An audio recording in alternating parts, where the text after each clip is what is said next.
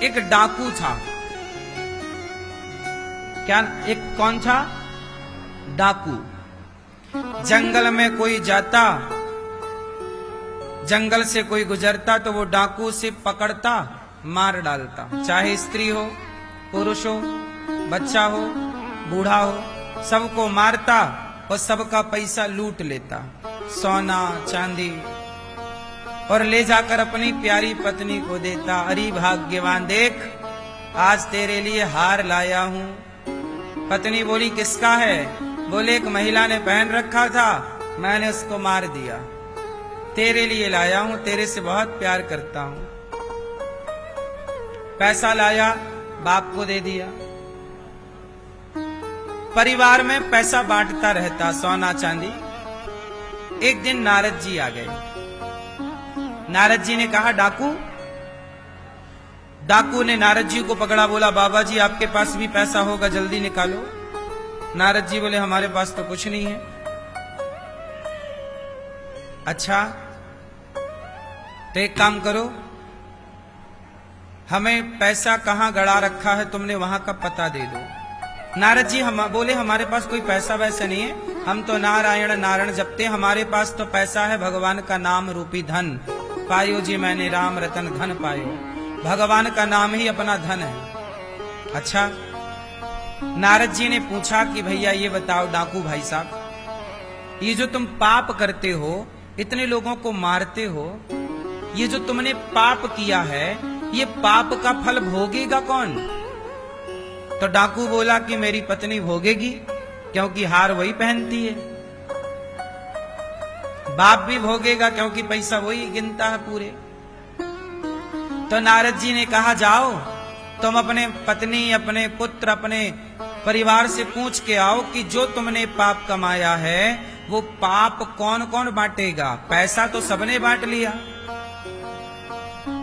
जो आपने कमाया पैसे को बांटने वाले सब हैं, पर आपके पाप को बांटने वाला कौन है? जाओ जरा पत्नी से पूछ कर आओ। अब वो डाकू गया घर, पत्नी से कहा, पत्नी को बुलाया, भाग्यवान कहाँ हो? पत्नी बोली क्या हुआ, कोई हार वार मिला क्या? डाकू बोला कि हार तो लाऊंगा, पर यह बताओ कि मैंने इतने लोगों को मारा, इतनी महिलाओं का मर्डर कर दिया, इतने पुरुषों को मार दिया, कितने बच्चों को मैंने मारा, ये बताओ कि जो मैंने पाप किया। पत्नी से बोला कि भाग्यवान ये बताओ तुम मेरा पाप बांटोगी कि नहीं? पत्नी ने स्पष्ट कह दिया, प्राणनाथ पैसे को बांटने का सिद्धांत तो है, पर कोई किसी का पाप चाह कर भी ले नहीं सकता। पत्नी बोली प्राणनाथ मैं चाहूं भी कि आपका पाप कुछ मैं ले लूं आधा, तो मैं चाह कर भी नहीं ले सकती। जो आपने किया है ना वो आपको ही भोगना पड़ेगा। अवश्यमेव भोक्तव्यम, भोगना। आपने मर्डर किया है ना, आप भोगेंगे। पिता से कहा पिता आप मेरा पाप भोगेंगे? पिता बोला बेटा मैं कैसे भोगूंगा, ईश्वर की अदालत में जो करता है वही भोगता है। पुत्र से कहा तुम भोगोगे? पुत्र ने कहा कैसे भोगूंगा, चाह लूं मैं भोगना कि अपने बाप का पाप भोग लूं, अपने मां का पाप भोग लूं, नहीं भोग सकता। दशरथ जी ने जो पाप किया तो दशरथ जी को ही भोगना पड़ा। उन्होंने एक श्रवण कुमार को मारा तो उसके माता पिता तड़प तड़प कर मर गए, तो दशरथ जी को भी तड़प तड़प के मरना पड़ा। भीष्म पितामह ने बाणों एक सांप को कांटे के ढेर में फेंका तो सांप तड़प के मर गया, तो पितामह को भी बाणों की सैया पर लेटना पड़ा और तड़प तड़प के मरना पड़ा। जो किया है, जो करेगा वही भरेगा। ऐसा नहीं होता कि बाप पाप करे और पुत्र भोगे, या पुत्र पाप करे तो बाप भोगे, नहीं। अब वो डाकू लौट के आया बाबा जी के पास, हे नारद जी ये बताओ मेरी पत्नी तो बोल रही है कि वो नहीं भोगेगी, मेरा पिता बोल रहा है कि मैं नहीं भोगूंगा, पुत्र बोल रहा है मैं नहीं भोगूंगा, भाई बोल रहा है मैं नहीं भोगूंगा, ये बताओ मैंने तो बहुत पाप किए, अब कौन भोगेगा? नारद जी बोले सारे पाप तू भोगेगा। तो बताओ कैसे भोगना पड़ेगा? बोले नरक में जाना पड़ेगा, नाली का कीड़ा बन के बिलबिलाना पड़ेगा, तुम्हें चमगादड़ बन के उल्टा लटकना पड़ेगा, कुत्ता बन के गली गली भटकना पड़ेगा। ऐसे 84 लाख योनियों में जा जा करके तुम्हारे किए पाप भोगने पड़ेंगे। तो वो डाकू बोला नारद जी बड़ी गलती हो गई, हमें पता नहीं था कि ये सब पाप है, अब पता चला कि ये पाप है। ये बताओ क्या हम इस पाप से बच सकते हैं? कोई उपाय है? तब नारद जी ने कहा उपाय है। ये कहानी आप सबकी है, आप सब ही पाप करते हैं, कोई इस धरती में ऐसा नहीं है जो पाप नहीं करता हो। नारद जी बोले तुम एक काम करो, ये डंडा गाड़ रहा हूं मैं बांस का सूखा, तुम राम राम जपना और तब तक राम राम जपना जब तक ये सूखा डंडा हरा भरा ना हो जाए। राम राम राम राम जा।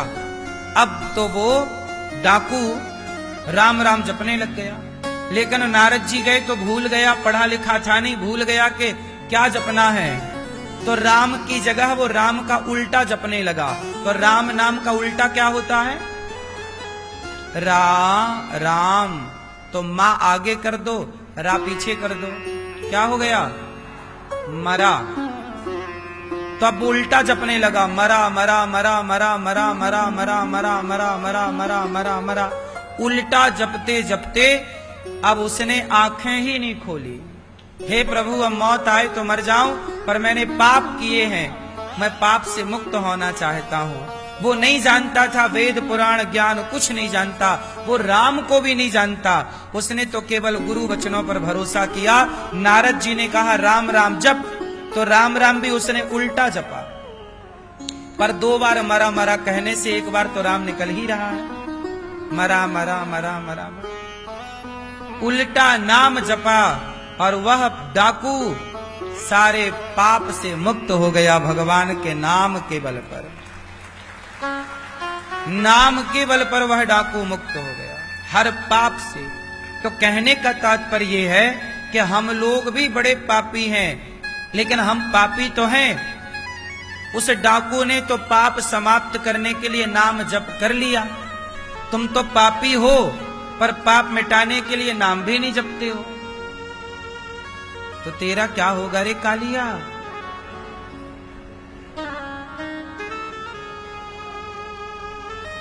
हाँ, तब तो बड़ी दुर्गति होगी। इसलिए कहता हूं कि जितने पाप करो कम से कम उसके आधा भजन तो करो, बैलेंस तो बना रहे पाप और पुण्य का। पाप ही पाप होगा तो डूब जाएगी नैया। इसलिए अधिक से अधिक नाम जप किया करो, भगवान का नाम जपा करो, लेकिन नाम जपने में एक शर्त है। नाम कैसे जपें? भगवान का नाम जपो पर शर्त है 2। कितनी शर्त है? बोलो।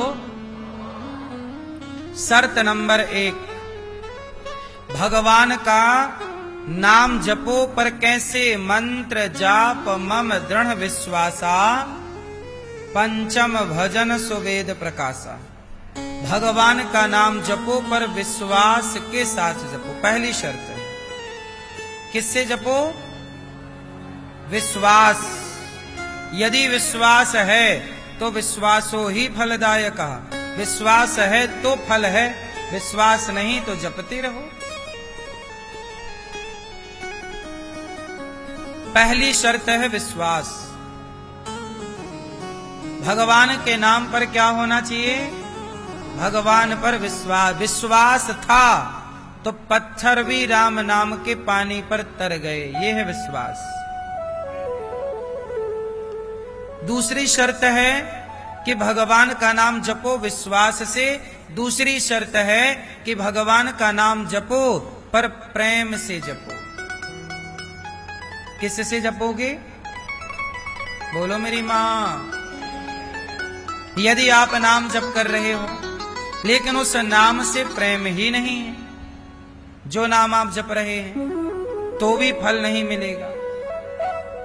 इसलिए भक्ति का दूसरा नाम है प्रेम। भक्ति सबको मिल सकती है पर प्रेम सबको नहीं मिलता। बोलो हाँ।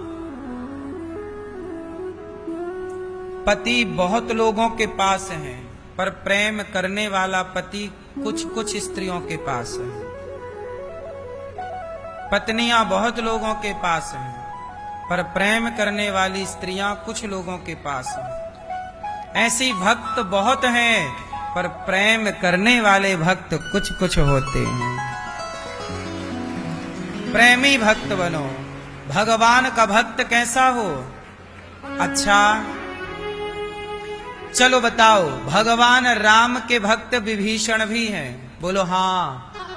भगवान राम के भक्त सुग्रीव भी हैं। बोलो हाँ। भगवान राम के भक्त जामवंत भी हैं। बोलो हाँ। भगवान राम के भक्त तो अयोध्या वासी भी हैं। बोलो हाँ। पर भगवान के भक्तों में एक भक्त हैं, श्री भरत जी। अब बताओ कि भरत जी केवल भक्त हैं या प्रेमी हैं? क्या है? क्या है? भगवान के भक्त तो हैं भरत जी। विभीषण केवल भक्त हैं, सुग्रीव केवल भक्त हैं, पर भरत जी भक्त कम हैं। भक्त से भी ऊपर की श्रेणी होती है प्रेम। भक्त से भी ऊपर कौन होता है? प्रेमी। इसलिए भरत जी प्रेमी भक्त हैं, प्रेम करते हैं राम से। इतना प्रेम करते हैं, इतना प्रेम करते हैं कि अपने भैया राम के लिए प्रेम के खातिर अयोध्या का सिंहासन छोड़ दिया और मैया को मैया कहना छोड़ दिया। कैकई कितनी बढ़िया है, अपने बेटे के लिए कितनी बढ़िया प्लानिंग कर रही है। ऐसी माँ भी तो होनी चाहिए जो अपने बेटे का रास्ता साफ कर दे। कोई कांटा भी नहीं है भरत जी के रास्ते में। अब भाई अयोध्या का सिंहासन तो राम को मिलना तय था, लेकिन क्या षड्यंत्र रचा और क्या क्या नहीं एक माँ अपने बेटे के लिए कर रही है ना, कि मेरा बेटा राजा बनना चाहिए। वो एक माँ का धर्म निभा रही है कैकई माँ, और सारा रास्ता क्लियर कर दिया। बेटा भैया भरत आएगा, राजा बनेगा। लेकिन ऐसे भैया भरत, जिस माँ ने उन्हें राजा बनाने का रास्ता क्लियर कर दिया, भैया भरत ने ऐसी माता को माता कहना छोड़ दिया। कैकई, आज से मैं तुम्हें माता नहीं कहूंगा। तुम्हारे मुंह में कीड़े क्यों नहीं पड़ गए जब तुमने राम को वनवास भेज दिया? ये भरत जी कह रहे हैं। आज का बेटा होता तो देखो, इतना दौलत कोई दे माँ तो बेटा तो आरती उतारे। जो माँ कुछ नहीं देती बेटों को, वो बेटे तो अपनी माँ को वृद्धाश्रम भेज देते हैं। कुछ नहीं है बुढ़िया, चल। तुम्हारी माँ तुम्हारे लिए इतना बंदोबस्त करती तो तुम ये थोड़ी पूछते कि माँ तुमने धर्म किया कि अधर्म किया। बस तुमने हमारा रास्ता क्लियर किया, ये बढ़िया। आज के लोग ये नहीं देखते कि जो पैसा है वो धर्म का है कि अधर्म का है। कैकई ने जो किया वो अधर्म था। कैकई ने जो किया वो अधर्म था, और भरत जी ने जो किया वो धर्म था।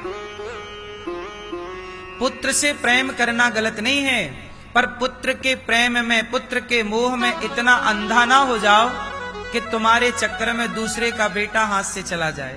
तुम्हारे बेटे का रास्ता तो तुमने क्लियर कर दिया, पर कौशल्या के बेटे को तो तुमने छीन लिया कौशल्या से। आप अपने बेटे से प्रेम करो, ये गलत नहीं है। आज भारत यही तो सवाल कर रहा है सोनम से कि तुम्हें जब कोई लड़का से प्यार था तो तुम राजा से शादी ही क्यों की? ना करती, सारी जिंदगी कुंवारी रहती, या फिर बाप को बोलती कि हमारा उससे प्रेम है। तुम्हें ये अधिकार किसने दे दिया कि तुम किसी माँ के बेटे को ले गए और मार डाला? तुमने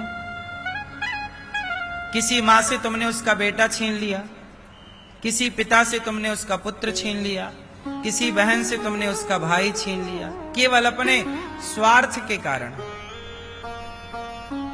कैकई से भी तो यही सवाल है कि अपने बेटे को राजा बनाना गलत नहीं है, पर अपने बेटे को राजा बनाने के चक्कर में आपने दूसरे के बेटे को, जो कि निर्दोष है, उसे आपने 14 साल की सजा दे दी। उसे 14 साल का जंगल दे दिया। अपना बेटे का भविष्य बनाना बिल्कुल गलत नहीं है, पर अपने बेटे के भविष्य बनाने में इतने अंधे ना हो जाओ कि दूसरों के बच्चों का भविष्य खतरे में चला जाए। यही तो न्याय है, यही तो धर्म है, यही तो कथाएं सिखाती हैं। आजकल समाज में कुछ स्त्रियां, कुछ पुरुष इतने अंधे हो जाते हैं कि अपने बच्चों का भविष्य बनाते बनाते दूसरों का बिगाड़ने लग जाते हैं। अपनी तरक्की करते करते दूसरों का नुकसान करने लग जाते हैं। अपनी तरक्की करना गलत नहीं है, अपने को बनाना गलत नहीं है, दूसरों का बिगाड़ना गलत है।